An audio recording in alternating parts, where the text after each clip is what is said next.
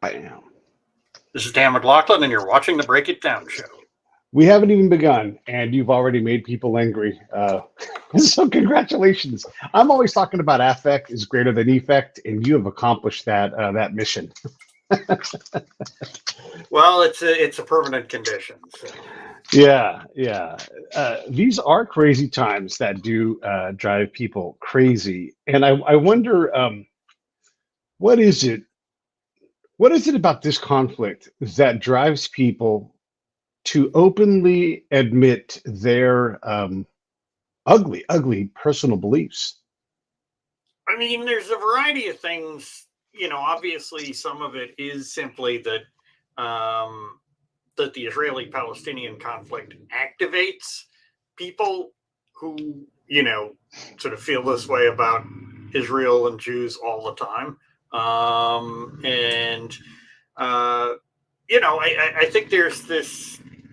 I mean, obviously, we see it on both sort of some precincts of the right as well as the left. On the left, Sure. there's definitely a much more ideological component to it. I think it's there's this kind of theory about colonialism and all of this stuff that sort of divides. It's a hierarchical division of the world into the oppressors and the oppressed, and the oppressors are pretty much anybody identified with the West.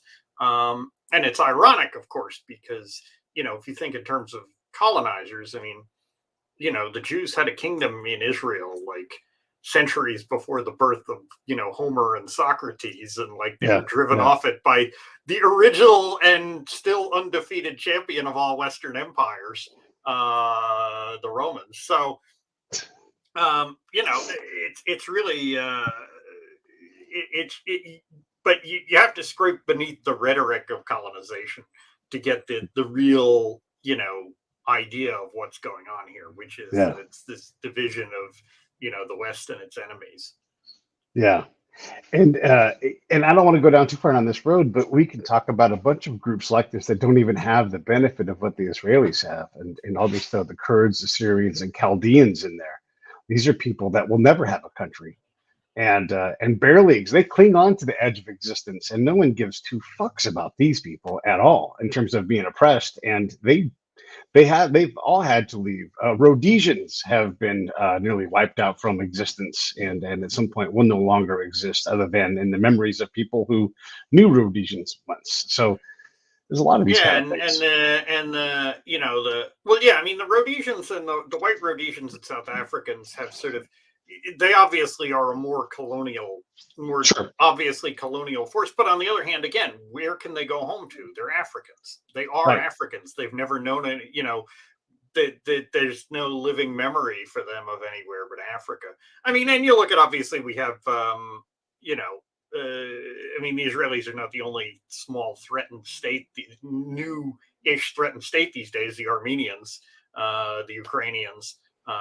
The Ukrainians are actually an enormous country, which is part of the error that the Russians made. Is a country of like 43 million people, and it's the largest nation in Europe, so geographically. So not to get too far off on the Ukrainians, but I feel like one of the mistakes that the Russians made is that the Russians have spent all these centuries fighting in the distinctive Russian way of war. And they finally came up against somebody else who was brought up and trained in that way of war and has enough land to make it work. They can retreat and suck the enemy in. They can, all of the stuff that the Russians have prided themselves on doing forever. The Ukrainians were brought up in all of that. They were, all of their military people come from the Soviet traditions and everything. So, yeah. When we let's get back to your piece and some of the things you've written. There's so much going on. In particular, we're talking a little bit about this modern axis of China, Russia, and Iran. And we can call them rogue states. They probably would say, "Hey, we're just trying to get along." We had Dr. Ambassador Robert Hunter on the show, and he would say, you look at the map and where the American presence is around Iran, and Russia's trying to beat back that same kind of presence. and NATO continues to encroach in spite of saying, hey, we're never going to encroach upon you. So, they've got a legitimate claim in some areas and saying, hey, back off. And China's like, hey, stop trying to make us you. There's some reason why they would band together, and we don't seem to give them any reason to think otherwise. I mean, I'm trying to be Yeah, and the fair and look at this the other Russians. way. Yeah, Yeah, and the Russians, and in particular, the Russian and in particular Chinese regimes. I mean, these aren't rogue states; they're rogue empires, right. which is a much bigger deal. I Yeah, mean, it is the. I mean, I think a good. I mean, my thesis is that they do form a new axis, and I think that they are a little more operationally compatible than the so-called axis of evil, which was just sort of a clumping together of rogue states, even though right. Iran is in both of them. But I think the presence of these two enormous, sort of ancient continental Asian empires is a big part of what makes them so much more dangerous than simply, I mean, I think in when we were at kind of the high watermark of civilizational self-confidence of the West, in 2002 or so, it was easy to say, well, we're just mopping up the guys around the edges here, right? Cuba, North Korea, and in Iran and Iraq, and Venezuela and Syria. But the I mean, look, the Chinese Empire was an empire before Rome was. Yeah, Uh, you know, and it merely changed its clothes after 1912. So it really is it is an empire of antiquity that has survived all the way to the present day. And that's one reason why, I mean, a big part of my argument is that we we have there's still this sort of idea that we can seduce one of them or more of them out, either by government to government talks of, hey, why don't you come over like Nixon brought over Mao, or by sort of peoples to peoples, right? hmm. That these folks will decide that American culture is better, American free markets are better, and they'll throw off their chains. And it's particularly inapt with China because China has, I mean, I don't underestimate the fact that there's a fair amount of discontent in China with the regime, Right. and certainly more so after COVID. And quite likely it's going to grow, and maybe eventually that will bring down the current government. But I think, and if it does, it will, um, it's not going to look like the fall of the Berlin Wall. It's going to be much bloodier and uglier, and whoever comes out on top of it is unlikely to be, is unlikely to be Boris Yeltsin, let alone like Václav Havel. So, I mean, I think that I just don't think that you can appeal to the Chinese people and say, look, our culture and our way is better.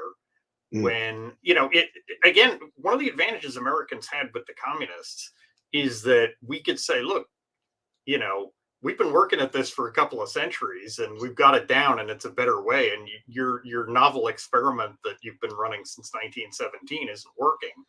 But the Chinese are like, look, we've been here, since you people were eating dirt. Like, they've been there forever.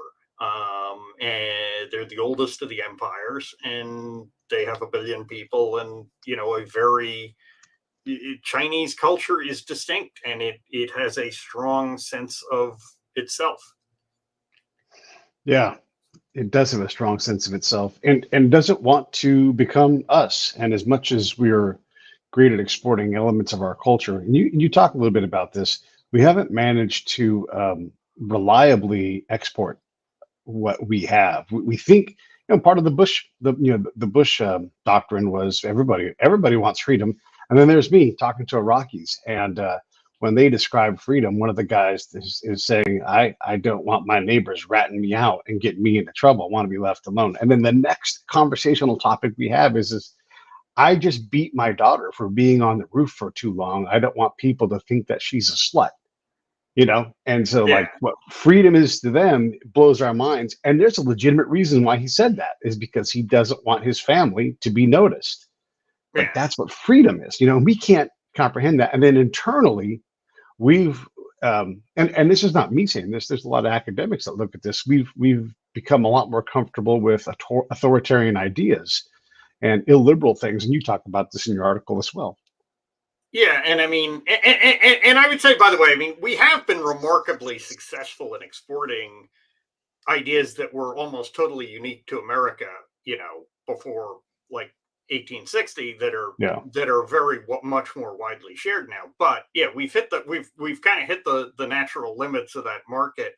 I think we can continue to market the ideas, but Yeah. we're dealing with much harder markets to penetrate. I mean, yeah, I mean, I think that the West is not as appealing a model, and not even as confident in its own ideas as it was, and the United States in particular. That you have this, sort of very illiberal form of progressivism on the march, that doesn't see speech, and doesn't see things like local government and whatnot. It's very homogenizing and authoritarian, and contemptuous of the rule of written law and all that sort of thing. And then you have these sort of illiberal movements on the right as well, so which are largely in a reaction to that, although they tap into some older, some of the older demons. Yeah. Let's bring it back to the Hamas Israeli conflict. When you see all of these things happening, we're trying to figure out, and we just don't know yet, right? We can speculate, and it's easy to look at Iran and say, "Oh, I don't know." But yesterday, Robert Hunter's like, I don't think it's Iran. I don't think that they have their hands on this." It's a fair assumption, but you could also point at Russia, who's trying to pull the levers, and they wouldn't mind having some pressure off of their back. What do you attribute this to? Where is the impetus for this really unprecedented, brutal attack? And I mean, in a war full of brutality, Hamas takes this massive leap forward, attacking in ways that can only net a very negative response from Israel. Yeah, I mean, there's no question that in terms of sort of where did Hamas get its money, where did Hamas get its training, where did Hamas get its logistical expertise? Iran.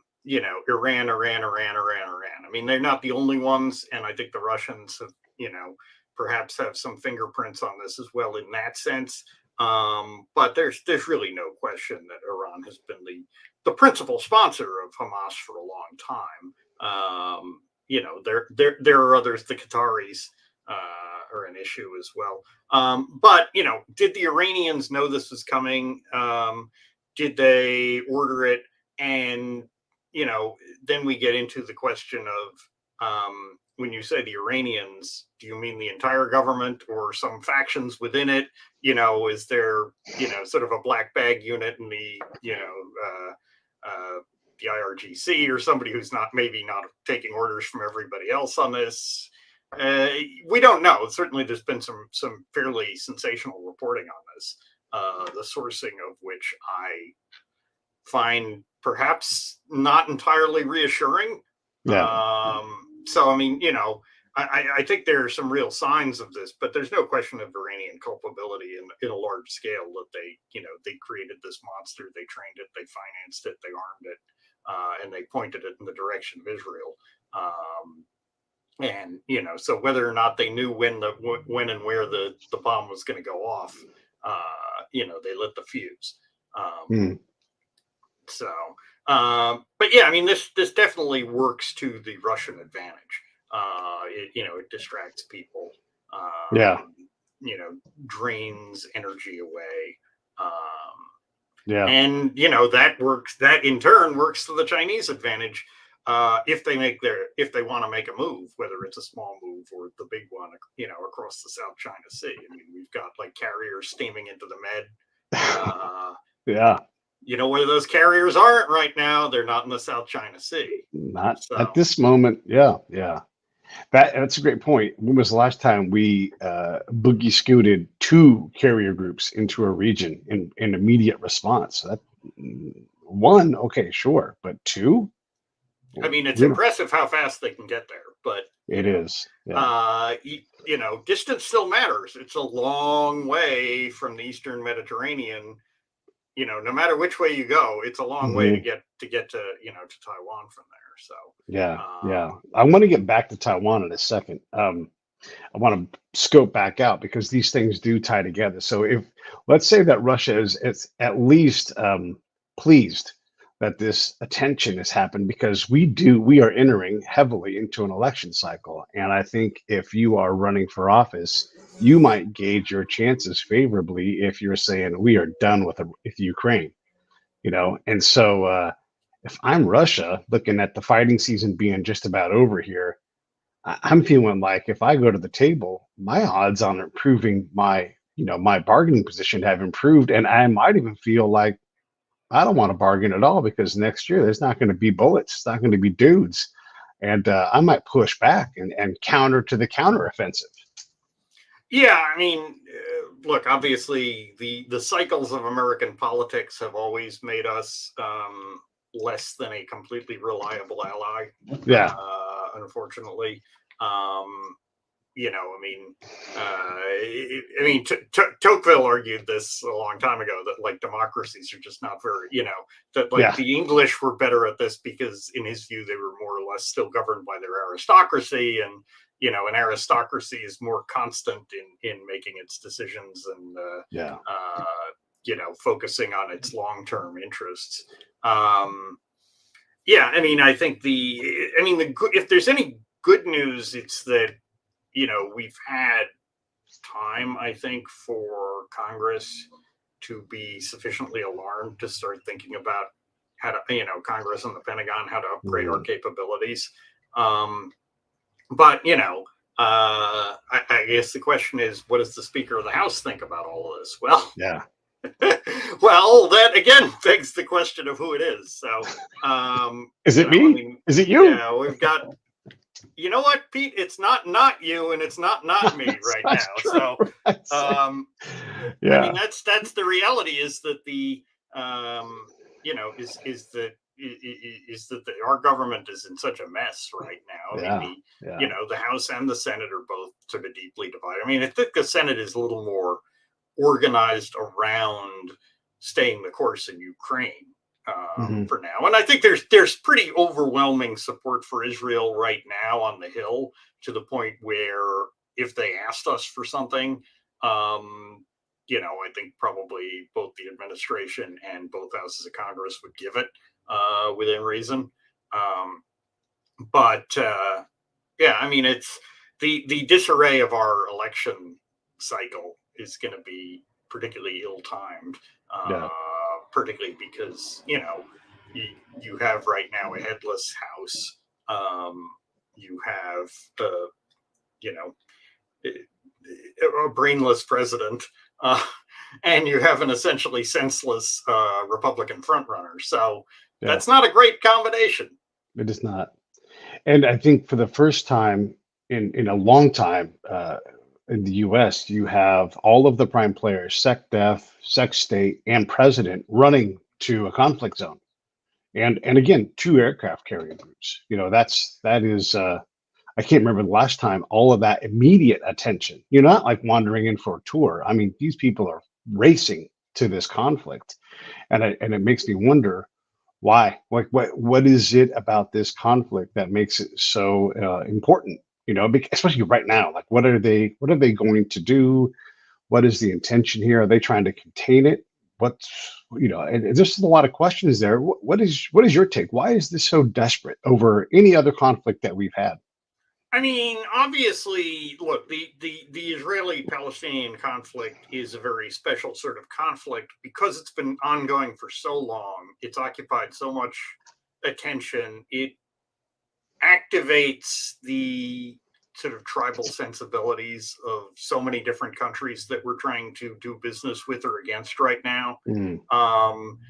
Obviously there is domestic politics. You have to be careful treading on that because obviously there's a long history of people sort of making the whole anti-Semitic case that, Americans are just into Israel because of Jewish money. No, but look, there being, when you step back a minute, Jewish Americans are not unique in this. the Irish, the Cubans, like all over the world, we've had spots where the domestic politics of the United States, I mean, the politics of South Africa was all driven by sort of a proxy war over views of race in America, right? So, it's not that Israel is alone in this, but look, it absolutely, there's a lot of people here who care about Israel a lot for reasons other than just Israel in itself. Right. And obviously, Jewish Americans are not the only ones on that. There's a whole bunch of different reasons why Christians care, for deeply religious and other reasons about Israel. Yeah. So you lay that on top of all of the strategic issues and the length of the conflict and everything. There's just naturally going to be a lot more attention paid when this erupts. And I think the administration, they've said some of the right things. I think they are going over there partly to be perceived as backing up the Israelis. On the other hand, I have a strong suspicion that Biden is going there to try to put the brakes on the Israeli offensive rather than the other way around. I think from the Israeli perspective, there's two different problems with this administration, right? Which is, number one, is their sort of ideological project of working with the Iranians,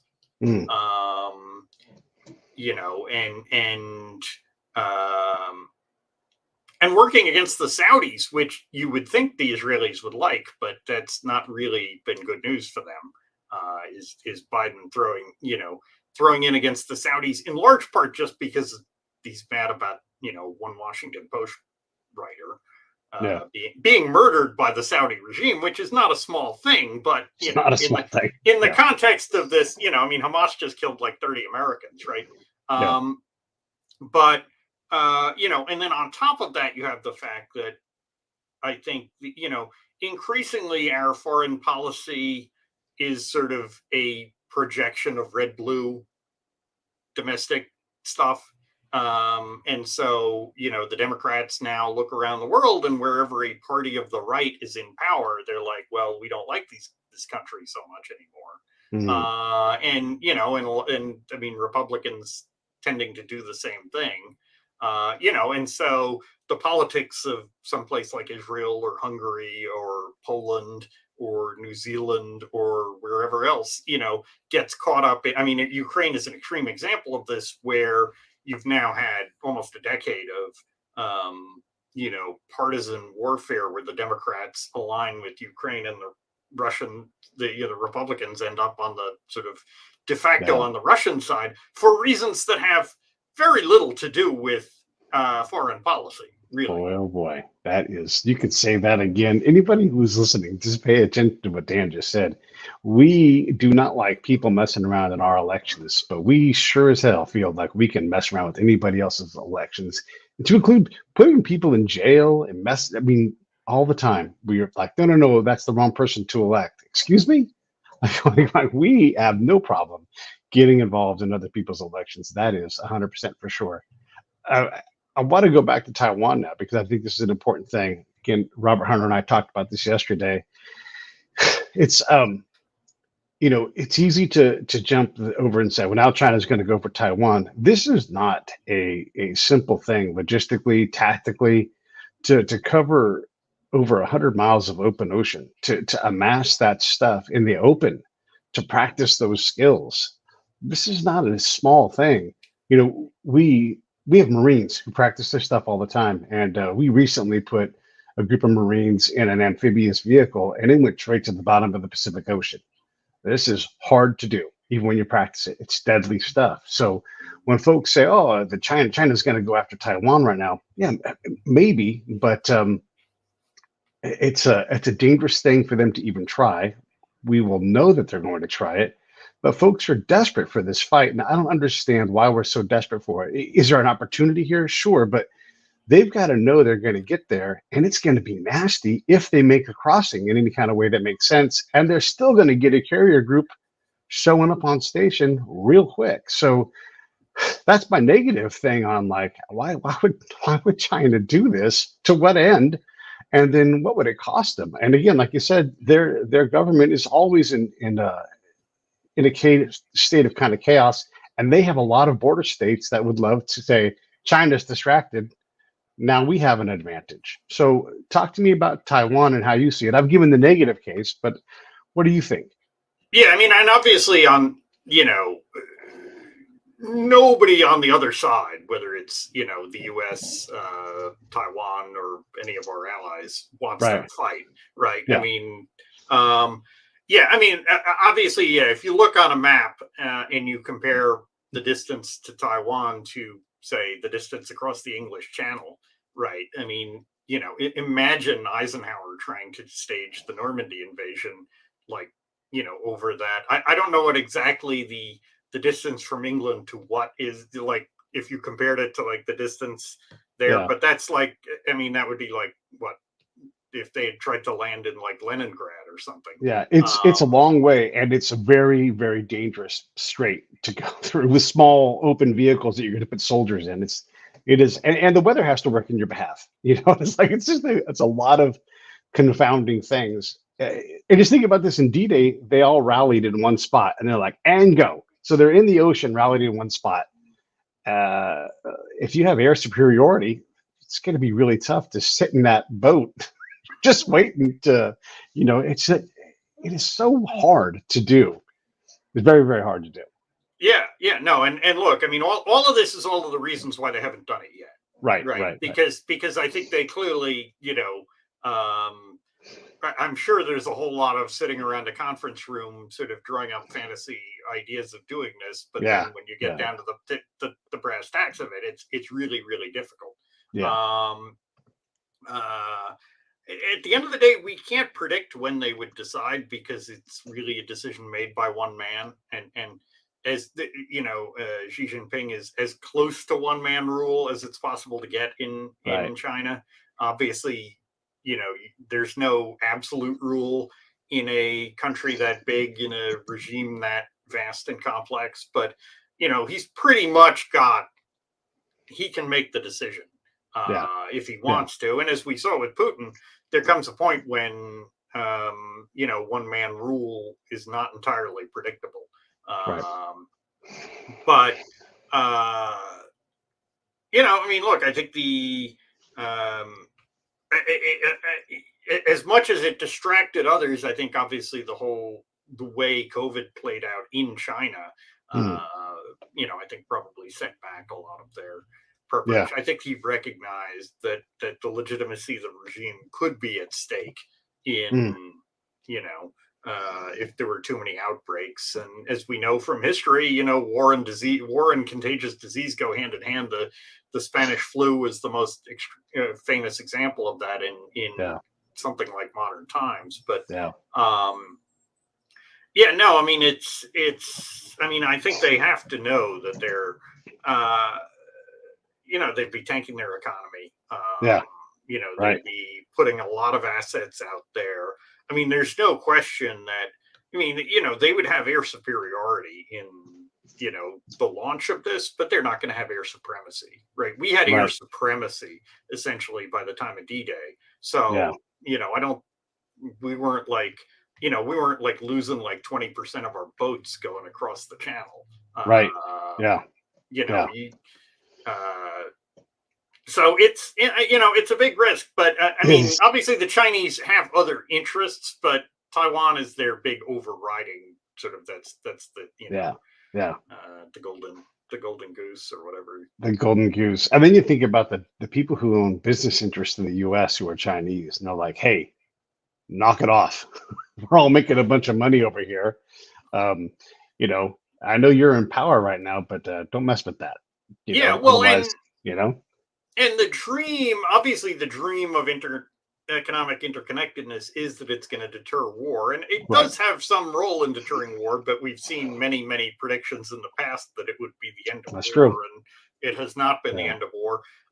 What I think is interesting and unique, obviously, about the Chinese penetration of the U.S. economy and the Chinese, in a sense, reverse penetration by us being involved there,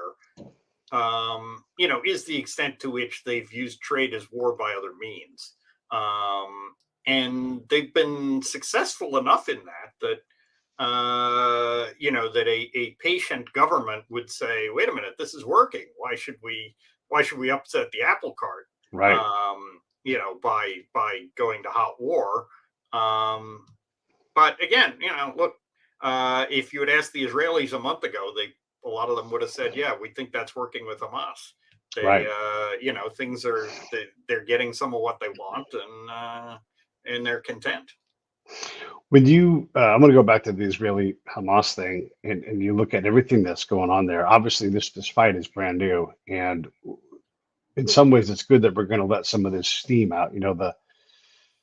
There are so many micro conflicts that we don't see as wars. But I don't know if you read Benjamin Netanyahu's book from last year, but one, he doesn't have a lot of respect for Joe Biden and his policies. He feels like he's been wrong on where Israel's going and where Israel needs to be. And as the dude who's been the main prime minister the last 30 years and where Israel is, he gets to say that, right, openly. And where he wants to take Israel in his last push as PM. And now he has this conflict. He's got carte blanche to do a lot of things now. And not everybody's happy with him, but ultimately, yeah, well, I think it's his call. Yeah, I mean, look, I think he's gonna, he will last as long after the ending of the shooting in office as Churchill did in 45. I mean, I think Netanyahu is finished and politically when this is done, and I assume he probably knows it. Although he has had a remarkable number of comebacks. On par with a Churchill or a Talleyrand or a Nixon or somebody, but everybody runs out of chances eventually. But yeah, I mean, look, I mean, it's an interesting question why they haven't gone in yet. And I think probably American pressure is part of that. On the other hand, look, there are real military challenges going into Gaza, right? I mean, they just called up 300,000 men now. Those are veterans, right? These are not raw conscripts, Right. but they're reservists, and you don't want reservists as sort of the tip of the spear of a breaching party of like intense urban combat. Like, these are, and politically, not just militarily, but politically, right? I mean, your reservists tend to be, a lot more of them are, they're married men with families and stuff. Those are casualties that will be felt more keenly in Israeli politics because there's so many of them, because a lot of them are older established people than you normally feel with younger military volunteers. Right.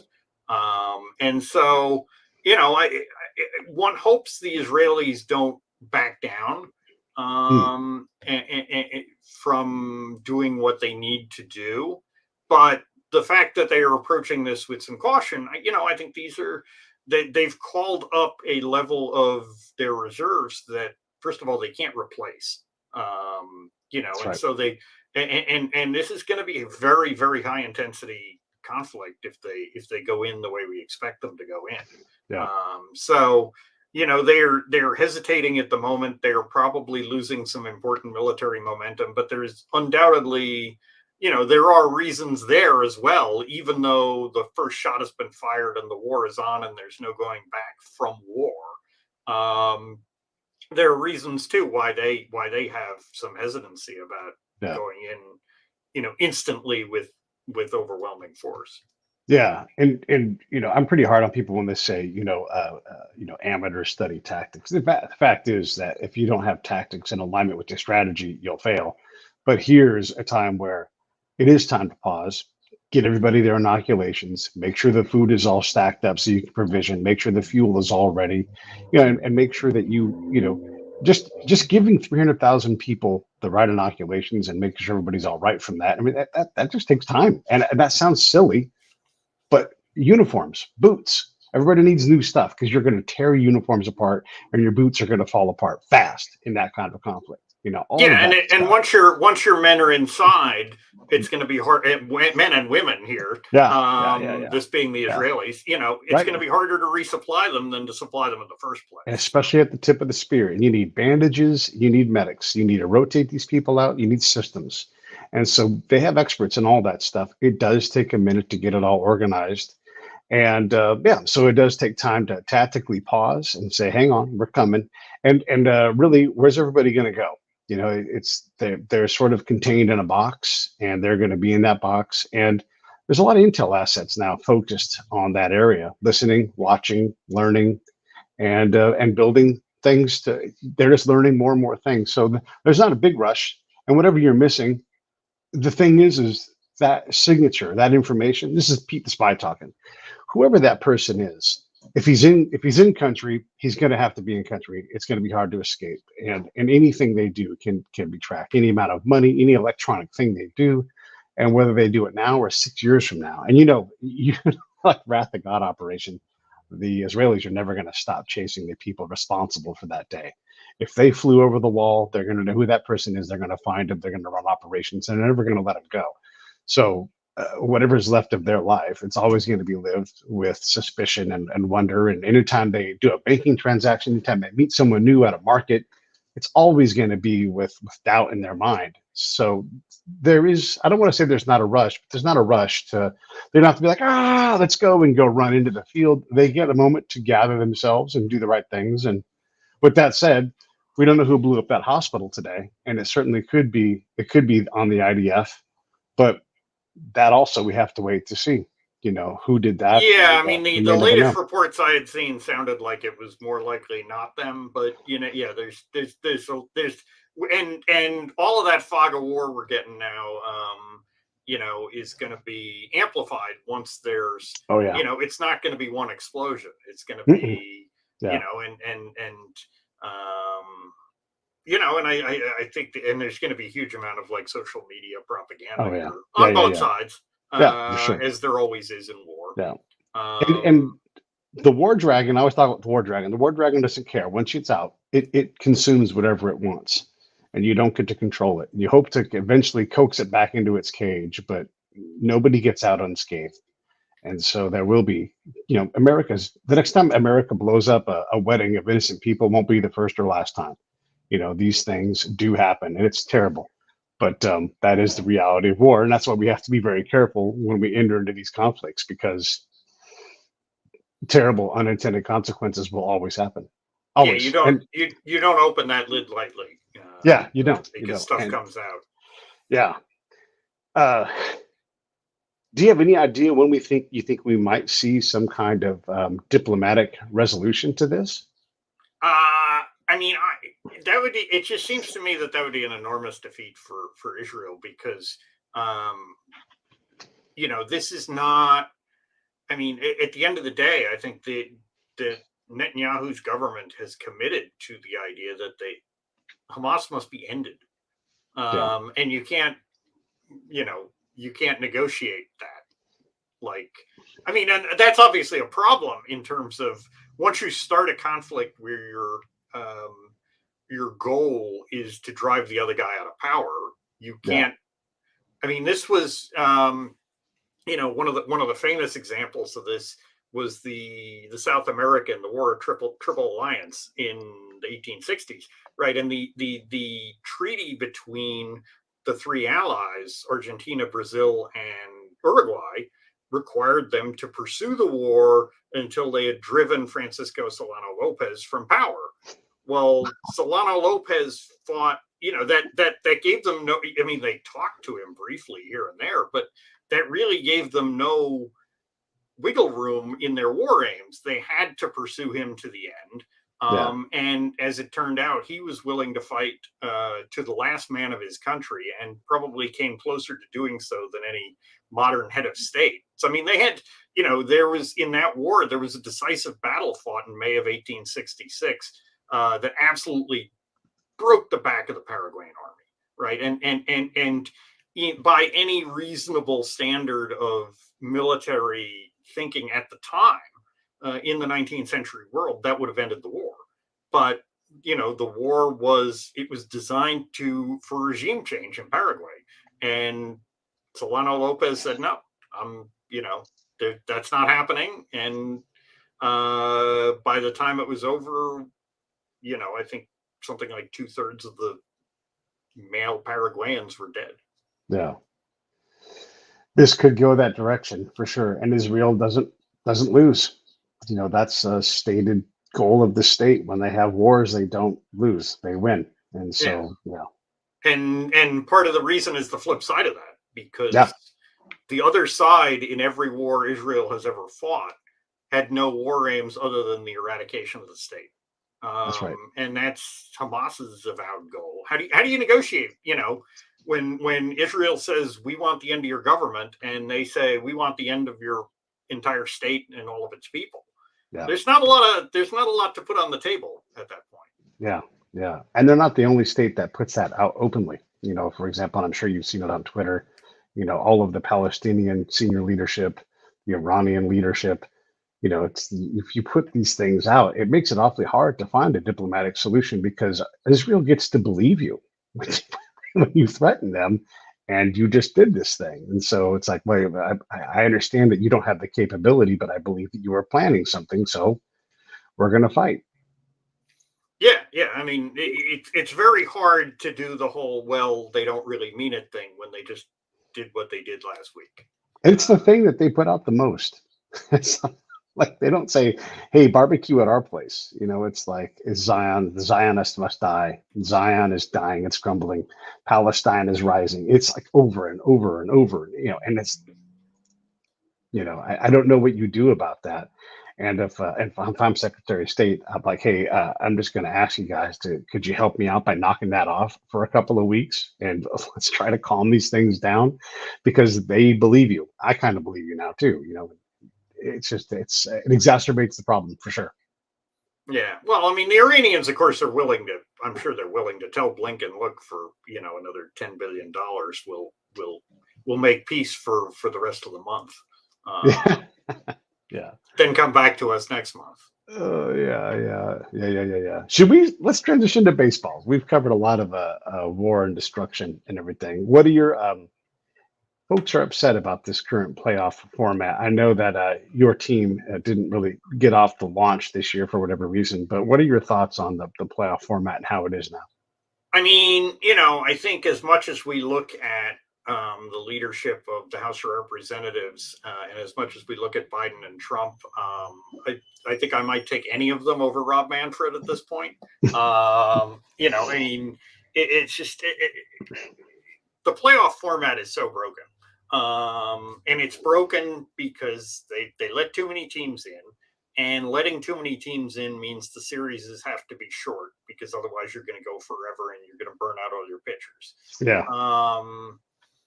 But this isn't March Madness. Like, you're not supposed to have like 64 teams each playing one game to decide what happens to them. It's not how baseball is designed. And Manfred, I think, he obviously doesn't care about or perhaps even like baseball, but I think he's also so focused on the very short-term revenue issue of more playoff, right? The equation that says more playoff teams and more playoff games means more money. Never mind on the more playoff games, by the way, the fact that like all of these series have been like 2-0, 3-0, like they've all gone just about the minimum. But it's just ridiculous. I mean, that you have, 4 teams that won between 99 and 104 games. Yeah. And they all go belly up, and you've got 4 teams left that won between 84 and 90 games instead. Yeah. And it makes a mockery of the regular season. And look, it's understandable that sometimes a favorite will go down early. And it was understandable this time that the Dodgers and the Rays, both of whom were just unbelievably shot through with pitching injuries, were going to be especially vulnerable to that. Right. But,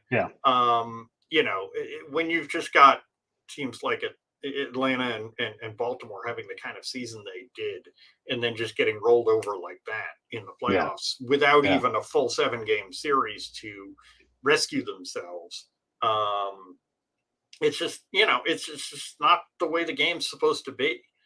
Yeah. Every team in baseball lost 3 games in a row during the season. Every single one. And they probably all did it at least once every month. Maybe not once every month, but on average. It just happens. And the Dodgers and the Braves both scored over 900 runs this year. I don't know about the Orioles, but they scored a lot of runs. It's like, come Yeah, the on. Braves hit 307 home runs. Yeah, and if you get anywhere near above 900, that is basically as many as you could possibly score. Every now and then there's a 1,000 run team. Every now and then, but it's just and to look at the Phillies and think that that's the model for success. The Phillies are doing fantastic, and they are enormously hot. They have 4 hitters in their lineup with the OPS of above 1,000, but that's not what's sustainable. Like this is they're wonderfully hot, and that's great. And if they don't win Right. the This World is 2 years Series, in a row that they've basically built a team where they went into the season saying, you know what, we're not even going to try to win we don't have a chance yeah, to win the division. yeah, yeah, We're yeah, not going yeah, to compete for the division title. yeah. Right, right, right.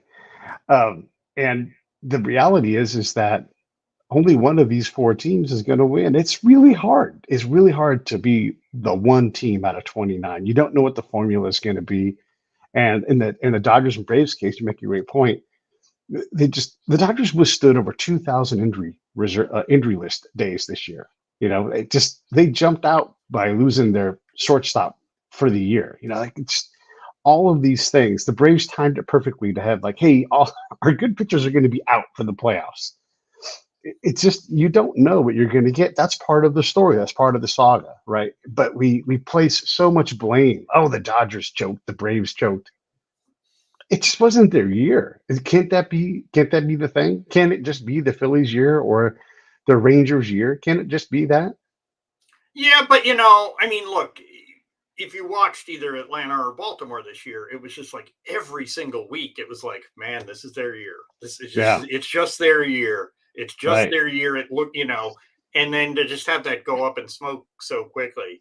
Yeah. I mean, the Dodgers, obviously, I think in retrospect, management did a good job in a lot of ways, but I think they maybe underestimated how many shortstops they needed, Yeah. letting some people walk. Yeah. Um, Yeah. but yeah, no, and it just feels, it makes the whole championship feel cheap and arbitrary. And it Very shouldn't. arbitrary. It shouldn't Yeah. feel that way. I think, look, if I was running baseball, honestly, at this point, I mean, I know the owners would vote me out in a second if I proposed this, but I think they should just get themselves up to 32 teams, and whether it and you have 8 divisions, and the winner of those divisions, uh that's who goes to the postseason, and everybody else goes home. And then so that way you got 4 teams in each league. You can do 3 rounds of 7 game series if you have to. Hmm. But or if you're really old school, you could have 4 8-team divisions, but you're not going to sell that. But I think the idea that you should at least have to win your division to get into the playoffs, I Yeah. think, was something that was of great value, and they've diluted it now to the point where it's visibly dysfunctional. Yeah. Could you make 2 leagues and don't worry about divisions and just take the cream from the top, push them out into tournaments and just tournament it and just do round robin or whatever you want to do. Yeah, I mean, that's something more like the NBA model, right? Of Hmm. and frankly, yeah, I think one of the other agendas of Manfred ultimately is to abolish all distinctions between the 2 leagues, which they've, Yeah. the DH rule is part of that, and an interleague play. Yeah. So Yeah. Yeah. Yeah. I'm fascinated by look. For those that don't know, I grew up in the Bay Area. Grew up watching. I've probably seen live more Oakland A's games than anything else. And I know a lot of Oakland A's fans that are like, the A's should have got a new stadium a long time ago, but for a lot of reasons. And one of those reasons being that California it's a hard place to get things done. There's not, other than San Diego, there's not been a new baseball stadium for the other 4 teams. And now it looks like the A's are going to move to Vegas, and it drives a certain number of A's fans crazy. They want the owner to sell the team, but there's no owner going, "Oh, I want all of the problems that come with owning a team in the Bay Area." I mean, it's just. I mean, honestly, Yeah. at this point in time, I mean, I feel bad for the A's fans, Sure. but at this point in time, I'm not sure there's really a great business case for having a baseball team in Oakland. That's right. And Yeah. now look, the Giants will make a fortune long term if the A's are gone, because Yeah. you're not going to win over that fan base immediately, but the fan base will deteriorate, and more of those people will shift to the Giants. Yeah. Their children and such. So Yeah. obviously, it feels particularly ugly to lose the A's to Vegas after you lose the Raiders to Vegas. So, Yeah. But then again, the on the other hand, the A's and the Raiders are sort of the two most famously sort of buccaneering franchises in terms of multiple franchise moves. I mean, the A's are on their third city. The Raiders, I've lost track of how many times they've moved. Yeah. You know, it's funny, and I don't know how far back your history of the A's goes, but when the Giants were sold, they were going to move to Tampa. The A's were one of the reasons why they were able to stay, because the A's are like, yeah, that's fine. You can use San Jose as part of your right base. The A's agreed to that because there was, they were cohabitating in the Bay Area. It was no big deal. And they sort of inadvertently ceded that spot. And so because that kind of it illustrates, and we saw some of this in Baltimore and Washington before, right? But it illustrates sort of the weirdness of their territorial divisions, which are of course a flagrant violation of the antitrust laws. If baseball wasn't exempted from them, but is this idea that like you couldn't. That the A's couldn't move from Oakland to San Jose because that was invading the Giants' territory, even though they're much closer to the Giants' territory, staying where they are. Right. But it's just they divided up like the 5 families here or something. Yeah. And then when people realized, oh crap, the Giants were going to move, to their credit, the San Francisco government said no. We're going to rally our billionaires. We're going to get on the phone. And they activated in a way that made a difference. I'm going to be fair here. Oakland's government did not do that. And the lawfare, and this is the big thing that people miss. And Oakland's government, I think, does not have, it can't do that. There's not a bridge named after anybody who was governor of Oakland. There is a bridge named after Willie Brown, because he's that kind of dude. And the best Oakland mayor in recent times actually was Jerry Brown. Yeah. And he didn't get the A's to stay. He didn't get the deal done either. So it's one of these things where, and again, I'm going to say the lawfare part of it, like constantly. The A's were going to move into Howard Terminal several years ago, but constant lawsuits, constant delays. And I think I don't blame Manfred for saying enough's enough, time's up, we're moving to Vegas.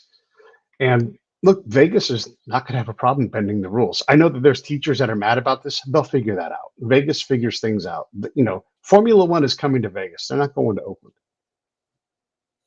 Yeah, no, it's just a different, different way of doing things. So and it's not that Vegas is exactly the best governed place in America either. But they have a much more of an ethos of trying to actually get stuff built. And get things moving.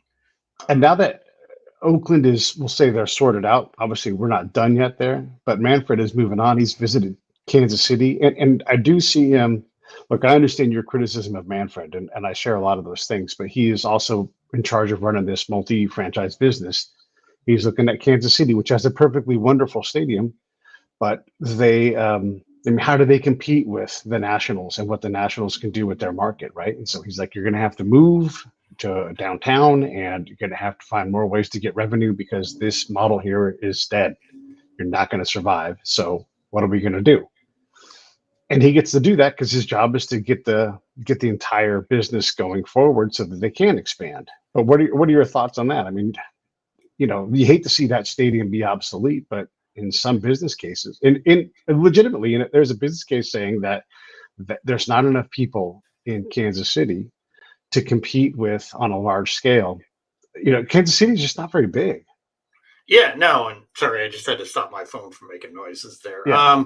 Yeah, no, so I mean, and that's been a problem for Kansas City for a long time. I mean, that it's not like they went through a brief slump. I mean, Right. yeah, they've often been a terribly managed franchise, but it's not really all that economically rational for them to have a team there. Except, of course, that then the question is compared to what, right? Where can you find a better market? And and I think that's probably what's put the cap on further expansion too, is that there aren't a ton of great markets left. And some of the places that looked like great markets at one time, in the modern sort of economics of the game.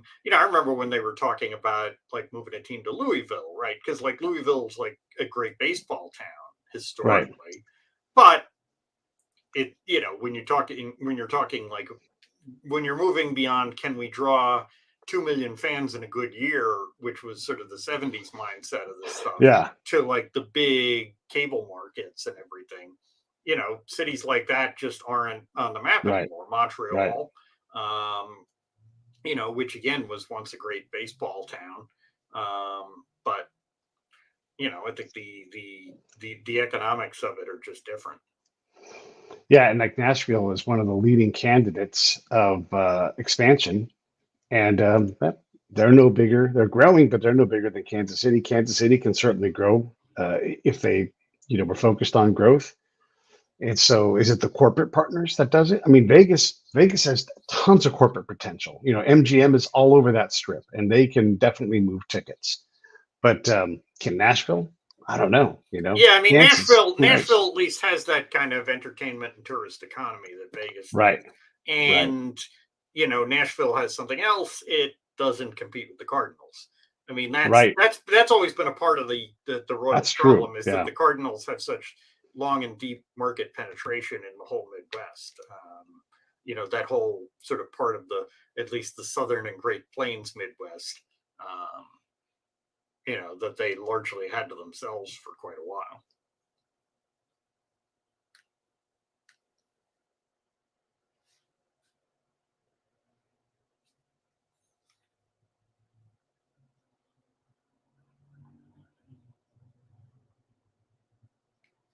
So I think we froze up here, which is maybe an apt metaphor for the current state of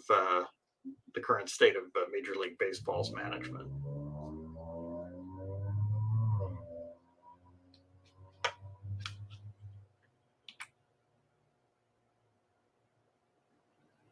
Oh, am I back? I'm back. Sorry. There we go. I was just literally looking for a box to send you a message or something. So.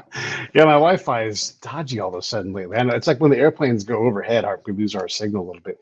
Anyhow, I don't want to take any more of your time. We talked a lot about baseball. Unless there's anything else you want to say about baseball before we wrap up. No. I mean, I think the season is dwindling. I mean, look, we'll all watch what we can of what's left, but it's it's kind of a grim march to the end of a season that went off a lot of wrong rails. So yeah. I'm sorry about your team. Those money sometimes works. Sometimes money doesn't work. Sometimes the players that were bought for your team go elsewhere and have success. You just don't know. I mean, the Jacob deGrom situation is such a. I mean, you have this whole thing where like. Basically, I confess, I thought at the time that the Rangers were wasting their money on deGrom, not because deGrom is not potentially enormously valuable when healthy, but because an older, brittle pitcher isn't really worth the investment if you're not like a contender who's on the edge of making the big push. Yeah. And the Rangers certainly didn't look like that. And, here they end up being closer to that than the Mets this year. And yet they did it without deGrom, and then they brought in Scherzer, and then Scherzer has not been entirely healthy with them either. And so, they're relying on these guys like Montgomery and Evaldi. So, Yeah. it's just been wild. And then they're facing Verlander, who the Mets brought in to replace DeGrom. So, it's been a wild. And it's interesting here in Southern California. Everybody's like, "See, we should have signed Seager." And okay, yeah, maybe, but Seager's year last year, he played a full season, which is pretty rare for him. Not a great season, not a 10-year, $300 season that you'd want to pay for. And this year, he missed a quarter of the season, having a great postseason, but that's not what you buy with a 10-year, $307 million thing. But they're all convinced that it was a mistake to not sign him. But it's like DeGrom. It's like, well, when he plays, yeah, maybe, but having the flexibility of being able to patch that hole with a good player who's present is also pretty valuable. And well, yeah, I mean, durability in the game is such an important thing that is such an underrated commodity. But hey, now we'll get to watch everybody in the offseason decide whether it's worth spending $500 million on Ohtani while he's having Tommy John surgery. Oh my God, for the second time. Yeah. It's so crazy. Well, I don't want to take any more of your time. I want to run these credits. Thank you so much for coming on. It's always a pleasure, man. And it tickles my heart that you're Vin Scully's nephew. I think that's just the best thing ever. So thanks for coming on the show. All right. Thanks for having me. Hey, thanks for watching the show. I really appreciate it. Right here, you can subscribe. Please do that. It makes the show grow. Hit that notification bell so you know which incredible guest is coming up next. Down below is the PayPal link. You can put a small subscription in. That is an enormous help. All that money goes right back into the show. And then right up over here are the next episodes you should listen to, curated by yours truly. Thank you so much